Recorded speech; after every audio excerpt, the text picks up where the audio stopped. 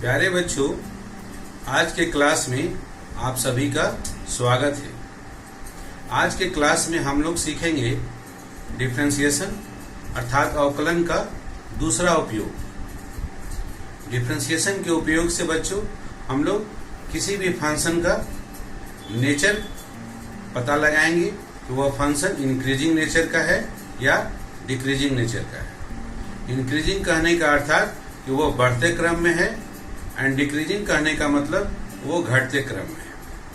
तो हम लोग पता लगाएंगे कि किसी भी अंतराल में फंक्शन बढ़ते क्रम में है या घटते क्रम में। ओके बच्चों, तो आइए पहले हम लोग इंक्रीजिंग फंक्शन किसे कहते हैं, डिक्रीजिंग फंक्शन किसे कहते हैं, इसके बारे में पहले समझते हैं। और इस पर बेस्ड हमारा exercise 6.2 NCERT class 12 mathematics text book का है और उसके कुछ प्रॉब्लम्स को हम लोग बनाएंगे। ओके बच्चों, तो बच्चों इंक्रीजिंग एंड डिक्रीजिंग फंक्शन यह है हमारा एक्सरसाइज 6.2 डिफरेंशिएशन का। यह है हमारा डेली लाइफ में दूसरा उपयोग है बच्चों। डिफरेंशिएशन के मदद से हम लोग फंक्शन की प्रकृति का पता लगाते हैं कि फंक्शन हमारा इंक्रीजिंग नेचर का है या डिक्रीजिंग नेचर का है। तो सबसे पहले क्वेश्चन आता है बच्चों कि इंक्रीजिंग फंक्शन कहते हैं किसको है। तो देखिए इंक्रीजिंग फंक्शन का परिभाषा, let I be an interval contained in the domain of a real valued function f, then f is said to be increasing on I if x1 less than x2 in I implies fx1 less than equal to fx2 for all x1 x2 belongs to I, or if x1 greater than x2 in I implies fx1 greater than equal to fx2 for all x1 x2 belongs to I। तो बच्चों ये परिभाषा है। तो बच्चों हम लोग क्या किए कि किसी भी फंक्शन f का एक डोमेन का एक टुकड़ा ले लिए, उस टुकड़े का नाम ले लिए, उस इंटरवल का नाम ले लिए I, और उस इंटरवल में फंक्शन का नेचर को चेक करते हैं बच्चों। तो यहाँ पर देखिए बच्चों, इस एक्स एक्सिस पर आप दो पॉइंट ले लें। एक पॉइंट मान लें यहाँ से यहाँ तक x1, ये पॉइंट है आपका x1, और दूसरा पॉइंट आप उससे बड़ा ले लें, ये है आपका x2। x1 x2 दो पॉइंट ले लिए ऑन एक्स एक्सिस के ऊपर में, और यहाँ पर बच्चों आप fx1 के वैल्यू को चेक कीजिए। ये वैल्यू है आपका fx1, और यहाँ पर fx2 का वैल्यू को चेक कीजिए बच्चों। ये था आपका x2,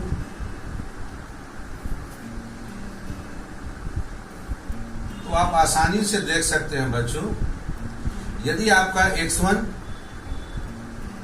लेस देन x2 है बच्चों, तो आपको क्या मिल रहा है, fx1 का मान fx1 लेस देन fx2 मिल रहा है बच्चों। आप देख रहे हैं। हो सकता है बच्चों आप x2 यहां पर ना लेकर आप इस जगह पर x1 को ले लें और इस जगह पर x2 को ले लें, और यहां पर fx1 और fx2 को चेक करें। तो देखिए, या इसका नाम हम लोग बदल देते हैं बच्चों हम लोग x3 और x4 दो पॉइंट ले लें। अब इन दोनों जगह पर आप देखिए बच्चों fx4 का वैल्यू, ये है आपका fx4, और यहाँ पर fx3 का वैल्यू ये चेक कीजिए। आप देख सकते हैं कि दोनों यहाँ बराबर आ रहा है बच्चों। यहाँ बच्चों x3 जो है लेस देन x4 है, x4 बड़ा है आपका, लेकिन fx3 का नेचर आप देख सकते हैं बच्चों, वो आपको fx4 के बराबर आ जा रहा है। तो इन दोनों बातों को बच्चों एक साथ मिला दिया गया है। यहाँ पर आप देख सकते हैं यहाँ कि if x1 less than x2, x1 का वैल्यू x2 से छोटा है, और x1 x2 क्या है, इस इंटरवल I के दो पॉइंट है बच्चों। तो दो पॉइंट है तो ऑब्वियस है बच्चों दोनों पॉइंट में कुछ ना कुछ नेचर होगा, x1 x2 से छोटा होगा या x1 x2 से बड़ा भी हो सकता है, जो भी हो बच्चों। तो पहला हम लोग ऐसा समझते हैं कि x1 लेस देन x2 है, उस केस में क्या होगा? If x1 less than x2 in i, it implies कि इस जगह पर fx1 का वैल्यू निकाला जाएगा। तो यहाँ लेस देन का साइन है बच्चों, तो यहाँ लेस देन का ही साइन होगा और उसके साथ इक्वलिटी की भी पॉसिबिलिटी होगी। जैसे हमने पॉइंट का नाम बदल दिया बच्चों, आप इसको x1 x2 भी ले सकते थे। तो अगर x1 x2 लेते तो यहाँ fx1 इक्वल टू fx2 भी आपको मिल सकता था। तो बच्चों यहाँ देख रहे हैं कि x1 लेस देन x2 है इंटरवल i में, तो वहां पर fx1 का वैल्यू इसी नेचर का होना चाहिए, लेस देन fx2 या इक्वलिटी के साथ भी पॉसिबिलिटी है, अर्थात fx1 less than equal to fx2 भी हो सकता है for all x1 x2 belongs to i। अथवा बच्चों और x1 x2 के बीच में कोई जरूरी नहीं कि x1 x2 से छोटा हो, x1 हो सकता है कि x2 से बड़ा हो इन इंटरवल i, तो भी कोई प्रॉब्लम नहीं है बच्चों। यहाँ पर जो नेचर है x1 x2 के बीच में, ये x1 x2 से बड़ा है बच्चों, वही नेचर उसके इमेजेस में भी होगा। अब x1 पर यदि x1 का इमेजेस निकालेंगे fx1, या x1 पर हम लोग फंक्शन का वैल्यू निकाले तो fx1, और x2 पर फंक्शन का वैल्यू निकाले तो fx2 है।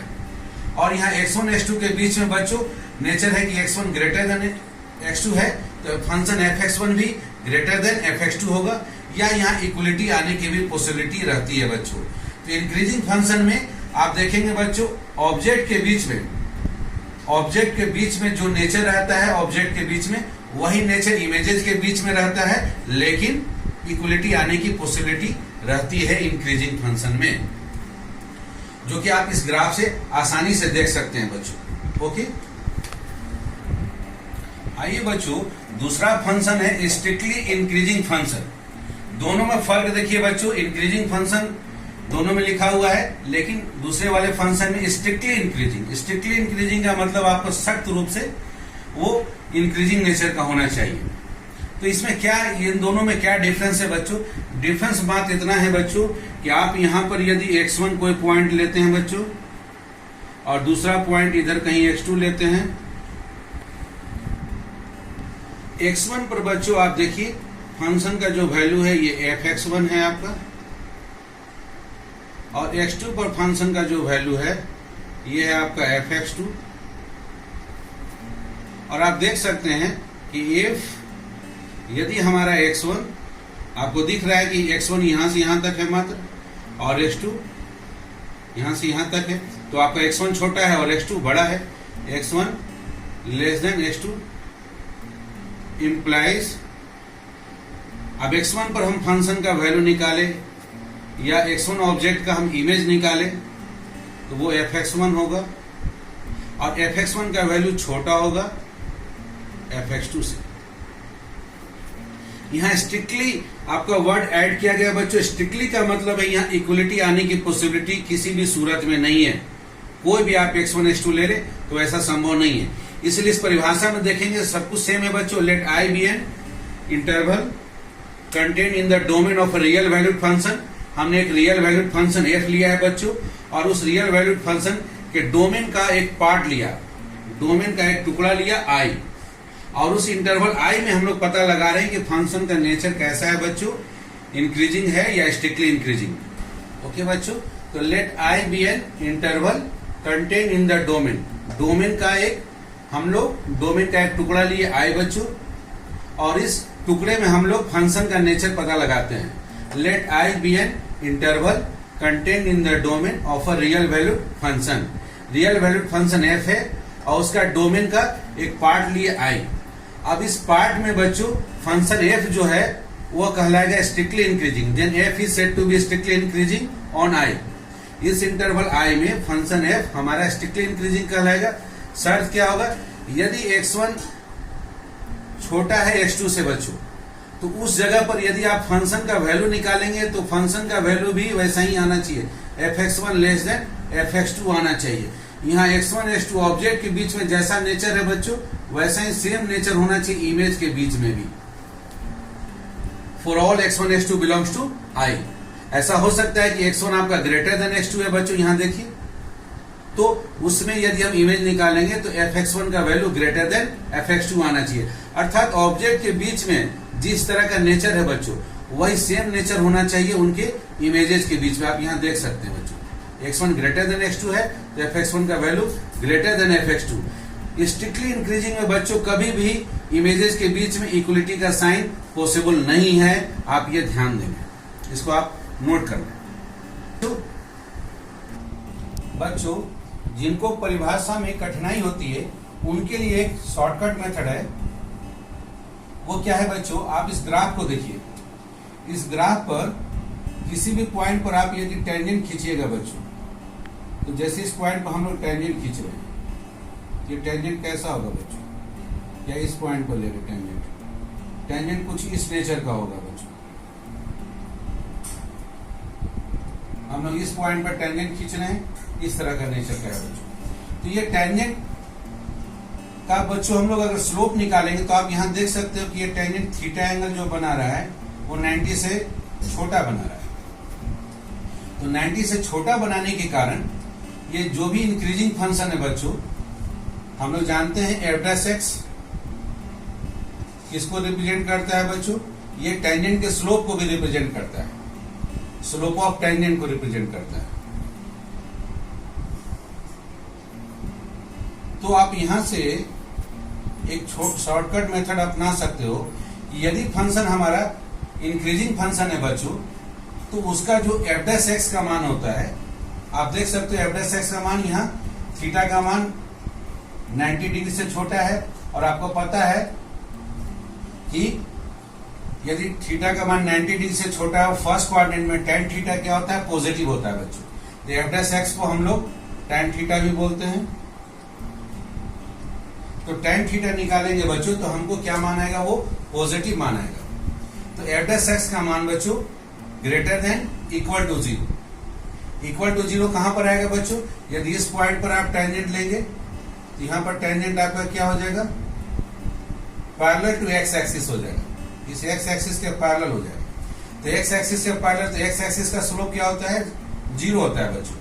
तो यहाँ पर एफ डैश एक्स का मान क्या आ जाएगा, 0 आ जाएगा।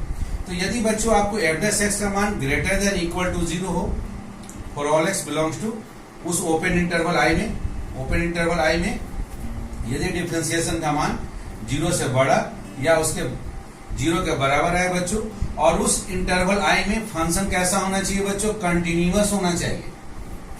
तो ये सफिशियंट है। अगर ऐसा दोनों नेचर आप देख रहे हैं कि फंक्शन आपका कंटिन्यूअस है, कंटिन्यूअस का मतलब बच्चों ग्राफ में कहीं किसी तरह का ब्रेक नहीं है, और वहां पर डिफरेंशिएशन का मान 0 से बड़ा आ रहा है, मतलब पॉजिटिव आ रहा है, धनात्मक मान है, या 0 के बराबर भी रहता है, तब इस इंटरवल आई में बच्चों फंक्शन को हम लोग बोलते हैं कि इस इंटरवल आई में फंक्शन एफ एक्स जो है हमारा वो किस तरह का है बच्चों, इंक्रीजिंग नेचर का है। If f dash x greater than equal to 0 for all x belongs to I and f is continuous in I, then f x is said to be increasing in I. तो ये बच्चों definition से हटकर है shortcut method. अब आइए strictly increasing को भी आप ऐसे चेक कर सकते हैं बच्चों। किसी पॉइंट पर आप टेंजेंट ले रहे हैं, और टेंजेंट जब ले रहे हैं बच्चों तो देखिए बच्चों यहाँ ये जो टेंजेंट है ये भी आपका क्या कर रहा है, थीटा जो एंगल बना रहा है वो 90 डिग्री से छोटा बना रहा है। तो यहां पर भी एफ डैश एक्स का जो मान आएगा बच्चों, जो tan थीटा होगा वो फर्स्ट क्वाड्रेंट में होने की वजह से ये क्या होगा, ग्रेटर देन 0 होगा। यहाँ कहीं भी बच्चों टेंजेंट एक्स एक्सिस के पैरेलल नहीं हो रहा है। स्ट्रिक्टली इंक्रीजिंग फंक्शन में बच्चों कहीं भी आप देख सकते हैं कि टेंजेंट जो होगा आपका एक्स एक्सिस से पैरेलल नहीं होगा, इसलिए एफ डैश एक्स का मान हमेशा ग्रेटर देन 0 रहेगा। तो शॉर्टकट हो गया बच्चों कि इफ एफ डैश एक्स का मान ग्रेटर देन 0 हो for all x belongs to I, open interval I के हर एक एक्स के लिए डिफरेंशिएशन का मान पॉजिटिव हो, धनात्मक हो, 0 से बड़ा हो, एंड एफ इज कंटिन्यूअस, और उस इंटरवल ओपन इंटरवल आई में फंक्शन हमारा कंटिन्यूअस हो, then f x is said to be strictly increasing in I. तब इस इंटरवल आई में ये हमारा function f x strictly increasing कहलाता है। तो बच्चों ये शॉर्टकट मेथड है। यदि आप डिफिनेशन में आपको प्रॉब्लम होती है या डिफिनेशन को यूज करने में थोड़ा सा डिफिनेशन लेंदी हो जाता है बच्चों, तो शॉर्टकट में आप केवल दिए गए फंक्शन को आप डिफरेंशिएट कर ले और उस डिफरेंशिएशन को एश्योर कर ले, यदि वो डिफरेंशिएशन केवल ग्रेटर देन 0 रह रहा है, इक्वलिटी की पॉसिबिलिटी नहीं है, तब वो फंक्शन हो गया हमारा स्ट्रिक्टली इंक्रीजिंग। उस इंटरवल में जिसमें कि आपका फंक्शन कंटिन्यूअस नेचर का हो। और उसी प्रकार से बच्चों यदि फंक्शन हमारा का डिफरेंशिएशन निकाले और वो डिफरेंशिएशन पॉजिटिव आ गया अर्थात धनात्मक आ गया और उसमें 0 की भी पॉसिबिलिटी हो, तब उस इंटरवल आई में हमारा फंक्शन एफ जो होगा वो इंक्रीजिंग कहलाएगा बच्चों। लेकिन दो चीजें आप ध्यान देंगे बच्चों कि जिस इंटरवल में आप देख रहे हैं उस इंटरवल में दोनों बातें होनी चाहिए। उस इंटरवल में फंक्शन कंटिन्यूअस भी होना चाहिए और डिफरेंशिएशन का मान ग्रेटर देन इक्वल टू 0 भी होना चाहिए, तभी उस इंटरवल आई में आप फंक्शन को इंक्रीजिंग बोलेंगे। उसी प्रकार से उस इंटरवल आई में f' का मान ग्रेटर देन 0 होना चाहिए और फंक्शन कंटिन्यूअस भी होना चाहिए, तब हम लोग उस फंक्शन f को बोलेंगे स्ट्रिक्टली इंक्रीजिंग फंक्शन। अब इन दोनों डिफिनेशन से बच्चों एक कंक्लूजन तो स्पष्ट हो जाता है कि जितना भी आप देख रहे हैं स्ट्रिक्टली इंक्रीजिंग फंक्शन उसमें डिफरेंशिएशन का मान ग्रेटर देन 0 है, तो ये सारा का सारा खूबी आपका इंक्रीजिंग फंक्शन में है।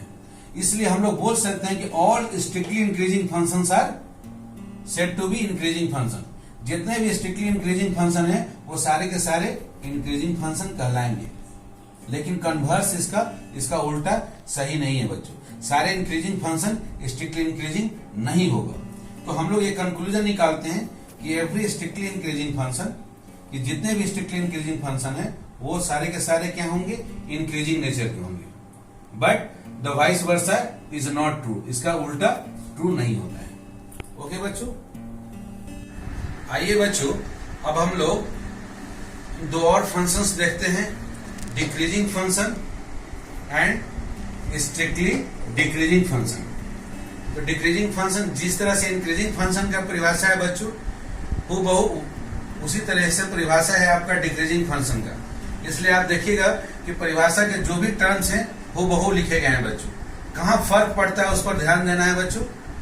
Late I be an interval contained in the domain of a real valued function f. आपके पास एक रियल वैल्यूड फंक्शन एफ है बच्चों, उसका जो डोमेन है बच्चों, उस डोमेन का एक टुकड़ा हमने ले लिया, आई ले लिया। तो ये सेम परिभाषा है आपका इंक्रीजिंग फंक्शन में। एक फंक्शन है एफ, रियल वैल्यूड फंक्शन है।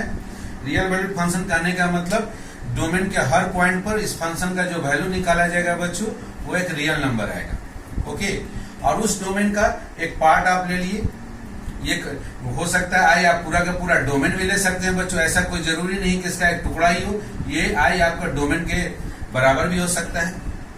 ओके, अब इस इंटरवल आई में हम लोग फंक्शन का नेचर को चेक करते हैं। यदि इस इंटरवल आई में बच्चों f is said to be decreasing, इस इंटरवल आई में फंक्शन एफ बच्चों हमारा कहलाएगा अब डिक्रीजिंग। पहले परिभाषा में आपने देखा इंक्रीजिंग, अब ये डिक्रीजिंग होगा। कब बच्चों, इफ x1 x2 इन आई, इस इंटरवल आई में दो ऑब्जेक्ट्स आप लिए, दो पॉइंट लिए x1 और x2 और उनके बीच में नेचर देखिए बच्चों, x1 छोटा है x2 से, इस नेचर को पहचानिए। x1 और x2 के बीच में छोटा का सिंबल है बच्चों, इंप्लाइज। अब इन पॉइंट पर इमेजेस निकालिए बच्चों, इन पॉइंट पर फंक्शन का वैल्यू निकालिए। तो x1 पॉइंट पर फंक्शन का वैल्यू होगा fx1, x2 पॉइंट पर फंक्शन का वैल्यू होगा fx2। और जो ऑब्जेक्ट के बीच में नेचर था बच्चों, यहाँ पर नेचर था लेस देन का, वो नेचर यहाँ उल्टा हो गया बच्चों, जो लेस देन का नेचर था वो यहाँ ग्रेटर देन बन गया। और केवल डिक्रीजिंग फंक्शन है बच्चों तो उसमें इक्वलिटी की भी पॉसिबिलिटी रहती है। तो यहाँ नेचर देखिए बच्चों जस्ट उल्टा हो जा रहा है, जबकि इंक्रीजिंग फंक्शन में अगर x1 x2 के बीच में लेस देन का सिंबल था तो fx1 fx2 के बीच में भी लेस देन इक्वल टू रहता बच्चों। और यहाँ हमको डिक्रीजिंग में जस्ट इसका उल्टा होना है। तो x1 less than x2 in I implies fx1 greater than equal to fx2 for all x1 x2 belongs to I. ये x1 x2 इंटरवल आई के दो पॉइंट लिए गए बच्चों। या इसका उल्टा भी हो सकता है कि x1 ही ग्रेटर है x2 से इन आई, तो अगर x1 x2 के बीच में ग्रेटर का सिंबल है बच्चों, इनके इमेजेस के बीच में लेस देन इक्वल टू का सिंबल हो जाएगा। fx1 less than equal to fx2 for all x1 x2 belongs to I. फिर आप इसको चेक कर सकते हैं बच्चों, मान लें आप यहाँ पर एक पॉइंट आपने लिया x1 x1 का वैल्यू आप यहाँ देख सकते हैं बच्चों, और आपने फिर लिया x2, दूसरा पॉइंट लिया आपने x2। तो आप देख सकते हैं कि x1 छोटा है, x2 आपका बड़ा है बच्चों। x1 आपको दिख रहा है छोटा है x2 से। और अब आप चेक कीजिए कि यहाँ पर fx1 का वैल्यू क्या हो रहा है। तो fx1 का वैल्यू बच्चों बड़ा हो जा रहा है। ये है आपका fx1 और ये है आपका fx2। तो आप देख सकते हैं कि fx1 का वैल्यू बड़ा हो रहा है, fx2 से हो रहा है बच्चों। और यदि बच्चों ये x1 x2 इस दो जगह पर लिया जाए तो यहां पर देख सकते हैं कि ये वाला fx1 और ये वाला fx2 ये दोनों क्या हो रहा है, आपको आपस में बराबर भी हो रहा है। तो यहां पर इक्वलिटी भी आने की पॉसिबिलिटी रहती है बच्चों, जो कि मैंने इसके पहले वाले जब इंक्रीजिंग फंक्शंस का डिफिनेशन बताया जा रहा था तो वहां पर x3 x4 लिखकर आपको ये चीजों को मैंने समझाने का प्रयास किया था बच्चों। ओके, और सेम बच्चों उसी तरह से हम लोग स्ट्रिक्टली डिक्रीजिंग में आ जाए। स्ट्रिक्टली डिक्रीजिंग के डिफिनेशन में भी देखें, let I be an interval contained in the domain of a real valued function f। यहाँ भी वही सारा कुछ सेम है बच्चों। एक रियल वैल्यूड फंक्शन f है, उसका डोमेन का एक पार्ट हम लोग लिए i, या ये i उसके डोमेन के बराबर भी हो सकता है। और उसमें हम लोग फंक्शन f को बोलेंगे स्ट्रिक्टली डिक्रीजिंग बच्चों। फंक्शन f को हम लोग स्ट्रिक्टली डिक्रीजिंग बोलेंगे। कब? x1 less than x2 in i implies fx1 greater then fx2। यहाँ इक्वलिटी का पॉसिबिलिटी नहीं रहता है बच्चों। स्ट्रिक्टली डिक्रीजिंग में ये सख्त मना ही रहता है, इक्वलिटी कभी हो ही नहीं सकता है। तो यही फर्क है हमारा डिक्रीजिंग फंक्शन और स्ट्रिक्टली डिक्रीजिंग में। स्ट्रिक्टली डिक्रीजिंग में बच्चों स्ट्रिक्टली मना किया हुआ रहता है इक्वलिटी की पॉसिबिलिटी को, इक्वलिटी की पॉसिबिलिटी नहीं रहता है, जबकि डिक्रीजिंग में इक्वलिटी की पॉसिबिलिटी रहती है। ये फर्क है डिफिनेशन में, और बाकी चीज सेम है हुबहू बच्चों। अथवा यदि x1 और x2 के बीच में बच्चों x1 बड़ा है x2 से, तो जस्ट इनके इमेजेस के बीच में उल्टा साइन हो जाएगा, fx1 लेस देन fx2 हो जाएगा। For all x1 x2 belongs to i। फिर आप इसको ग्राफ में आप चेक कर सकते हैं बच्चों। आप यहाँ पर एक पॉइंट लिए x1 और दूसरा इधर लिया आप x2। देख सकते हैं बच्चों, ये आपका x1 है, छोटा है, x2 आपका बड़ा है बच्चों। तो x1 छोटा है x2 से। और यहाँ पर इमेजेस को चेक किए बच्चों, ये है आपका fx1, इतना बड़ा आपको दिख रहा है यहां से यहां तक, और ये है आपका fx2। आप देख सकते हैं कि fx1 बड़ा है आपका fx2 से, fx1 बड़ा है fx2 से। तो आप देख रहे हैं बच्चों x1 और x2 के बीच में छोटा का साइन है, स्मॉलर साइन है, x1 लेस देन x2 है, लेकिन उनके इमेजेस के बीच में ये साइन उल्टा हो जा रहा है, fx1 ग्रेटर देन fx2। तो लेकिन इसमें इक्वलिटी की पॉसिबिलिटी कहीं नहीं है बच्चों। तो इसलिए स्ट्रिक्टली डिक्रीजिंग में आपका इक्वलिटी के पॉसिबिलिटी को स्ट्रिक्टली मना ही किया गया है बच्चों। आइए बच्चों, और इसका जो शॉर्टकट डिफिनेशन था हम लोगों के पास में, शॉर्टकट मेथड था, उसको हम लोग देख लें, जो कि आसानी से हम लोग समझ सकते हैं। आइए बच्चों, अब हम लोग शॉर्टकट मेथड देखते हैं। इस ग्राफ के ऊपर में किसी एक इस पॉइंट पर हम लोग टेंजेंट निकालते हैं।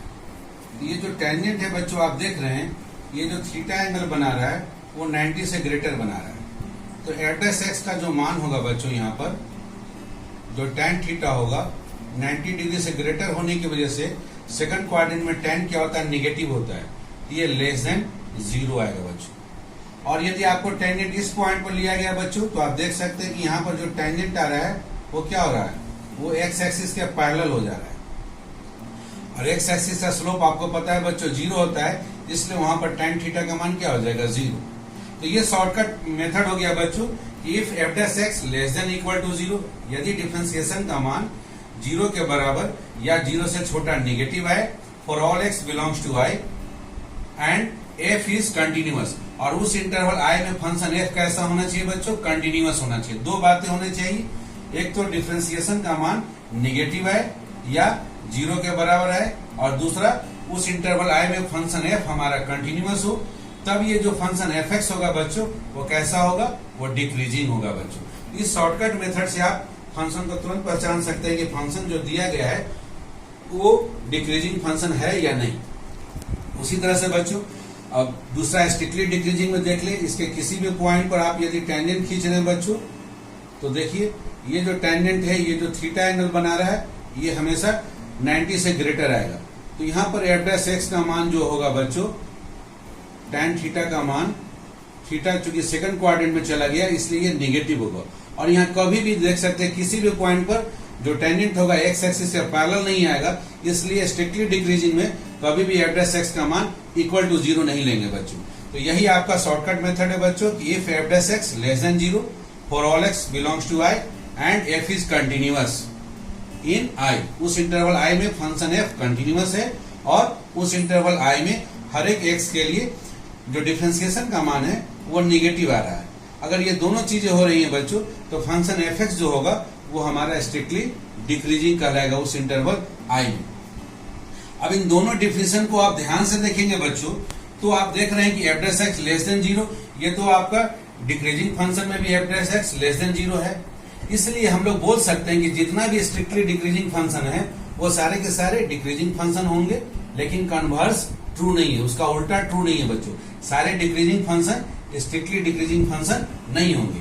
तो हम लोग एक कंक्लूजन निकाल लेते हैं कि every strictly decreasing function is decreasing function. जितने भी स्ट्रिक्टली डिक्रीजिंग फंक्शन है वो सारे के सारे डिक्रीजिंग फंक्शन है, but the vice versa is not true, इसका उल्टा सही नहीं होता है बच्चों। ओके बच्चों, आपको एक पांचवा टाइप का भी फंक्शन देखने को मिल सकता है, neither increasing nor decreasing function. ना ही ये इंक्रीजिंग होगा और ना ही ये डिक्रीजिंग। ऐसा कौन सा फंक्शन होगा बच्चों, इसको समझने का हम लोग प्रयास करते हैं। स्क्रीन पर आप ये ग्राफ देख रहे होंगे बच्चों, ऐसा ग्राफ से आप ऑलरेडी फैमिलियर हैं। ये ग्राफ है आपका y equal to f(x) is equal to cos x function का ग्राफ है बच्चों। और आपको पता है कि cos x फंक्शन का जो डोमेन होता है बच्चों, वो क्या होता है, सेट ऑफ रियल नंबर होता है। मतलब ये cos x फंक्शन किसी भी रियल वैल्यू के लिए डिफाइन होता है। तो इस पूरे डोमेन में हम जानना चाह रहे हैं कि ये हमारा cos x फंक्शन कैसा है, इंक्रीजिंग है या डिक्रीजिंग। तो आप देख सकते हैं बच्चों, ये है आपका -π/2 और ये है आपका 0। तो -π/2 से 0 के बीच में फंक्शन हमारा क्या है, इंक्रीजिंग नेचर का है। फिर 0 से π/2 के बीच में आप देख सकते हैं कि फंक्शन क्या हो रहा है, डिक्रीज कर रहा है। यहां हो गया हमारा डिक्रीजिंग नेचर का। फिर उसके बाद π/2 से यहां पर आप पाई लेंगे बच्चों, तो π/2 से पाई के बीच में फिर से ये बच्चों आपका इंक्रीजिंग नेचर का हो रहा है। और पाई से आप इसमें π/2 जोड़ दिए 3π/2 के बीच में, तो ये हो जा रहा है हमारा डिक्रीजिंग नेचर का बच्चों। तो आप देख रहे हैं बच्चों, छोटे छोटे इंटरवल में, छोटे छोटे इंटरवल यदि आप आए लेंगे तो उसमें फंक्शन कहीं इंक्रीजिंग हो रहा है, कहीं डिक्रीजिंग, फिर इंक्रीजिंग, फिर डिक्रीजिंग एंड सो ऑन, इस तरह से हो रहा है बच्चों। तो यदि पूरे के पूरे सेट ऑफ रियल नंबर के लिए पूरे डोमेन में पूछा जाएगा इस फंक्शन के लिए कि भाई ये फंक्शन किस नेचर का है, तो इस फंक्शन को हम लोग ना ही इंक्रीजिंग बोल सकते हैं और ना ही डिक्रीजिंग बोल सकते हैं। हाँ, लेकिन एक छोटे से सब इंटरवल में पूछा जाए कि 0 से π/2 के बीच में cos x फंक्शन किस नेचर का है, तो 0 से π/2 के बीच में cos x डिक्रीजिंग नेचर का है बच्चों। इस तरह का प्रॉब्लम बच्चों आप एक्सरसाइज में आपका जो थर्ड प्रॉब्लम है, इसी तरह का प्रॉब्लम है, आप इसको बनाएंगे बच्चों। एक्सरसाइज 6.2 का क्वेश्चन नंबर 1 को बनाते हैं। So that the function given by f(x) equal to 3x + 17 is increasing on r। इस फंक्शन को दिखाना है बच्चों कि ये इंक्रीजिंग नेचर का है पूरे के पूरे सेट ऑफ रियल नंबर पर। ओके बच्चों, तो हम लोग सेट ऑफ रियल नंबर से हम लोग 2 पॉइंट ले लेते हैं, let x1 and x2 2 point ले लेते हैं सेट ऑफ रियल नंबर। अब इन दोनों के बीच में कुछ ना कुछ होगा संबंध, x1 छोटा है x2, इसको भी मान लेते हैं। Let x1 x2 belongs to r such that, इस प्रकार से कि x1 छोटा है x2 से। 2 पॉइंट r का लिए तो उनके बीच में कुछ ना कुछ होगा ही होगा। अब क्या करते हैं बच्चों कि दोनों तरफ 3 से मल्टीप्लाई कर देते हैं। तो 3 से मल्टीप्लाई कर देंगे तो 3x1 लेस देन 3x2 हो जाएगा बच्चों। अब दोनों तरफ क्या करते हैं, 17 ऐड कर देते हैं बच्चों। तो 17 ऐड कर देंगे तो 3x1 + 17 हो जाएगा लेस देन 3x2 प्लस 17 हो गया बच्चों। अब 3x प्लस 17 इसी को हम लोग बोलते हैं बच्चों fx1 लेस देन fx2। तो आप आसानी से देख सकते हैं बच्चों x1 लेस देन x2 हमने लेके चला और हमको क्या प्राप्त हो गया, fx1 लेस देन fx2। तो ये किसका डिफिनेशन है बच्चों, ये है स्ट्रिक्टली इंक्रीजिंग फंक्शन का। इसका मतलब है कि हमारा जो फंक्शन है वो स्ट्रिक्टली इंक्रीजिंग फंक्शन है, और हम लोग जानते हैं कि जितना भी स्ट्रिक्टली इंक्रीजिंग फंक्शन है बच्चों वो सारे के सारे इंक्रीजिंग फंक्शन होते हैं। इसलिए हम लोग बोल सकते हैं कि हमारा जो दिया गया फंक्शन है वो कैसा फंक्शन है, इंक्रीजिंग फंक्शन है बच्चों। इसका एक और मेथड है बच्चों बनाने का, दूसरा तरीका है शॉर्टकट। ये fx जो फंक्शन दिया गया है उसको आप डिफरेंशिएट कर ले बच्चों और उसको चेक करें, तो आपको डिफरेंशिएशन आता है, पहले आप सीख चुके हैं। इसको डिफरेंशिएट करेंगे बच्चों तो आपको प्राप्त होगा 3 कांस्टेंट, उसको छोड़ दिए, x का डिफरेंशिएशन हो गया 1 और 17 का डिफरेंशिएशन हो गया 0, अर्थात आपको डिफरेंशिएशन आ गया 3। और 3 आने का मतलब ये ग्रेटर देन 0 है बच्चों। और यदि डिफरेंशिएशन का मान ग्रेटर देन 0 है तो अगेन बच्चों आप पहचान सकते हैं कि आपका दिया गया फंक्शन कैसा है, स्ट्रिक्टली इंक्रीजिंग फंक्शन है। और सारे स्ट्रिक्टली इंक्रीजिंग फंक्शन बच्चों आपके इंक्रीजिंग फंक्शन कहलाते हैं। इससे ये सिद्ध होता है कि हमारा जो दिया गया फंक्शन है वो इंक्रीजिंग फंक्शन है बच्चों। किसके लिए इंक्रीजिंग है, for all x belongs to r के लिए। तो पूरे सेट ऑफ रियल नंबर पर दिया गया फंक्शन हमारा इंक्रीजिंग नेचर का है बच्चों। तो बच्चों आप increasing, strictly increasing, decreasing, strictly decreasing के डिफिनेशंस एंड उनके जो शॉर्टकट मेथड है उनको उपयोग करके एक्सरसाइज 6.2 के प्रॉब्लम्स को बनाएं। और जो भी आपके डाउट्स होते हैं मेरे कमेंट बॉक्स में लिखना ना भूलेंगे बच्चे। Okay, thank you so much बच्चों।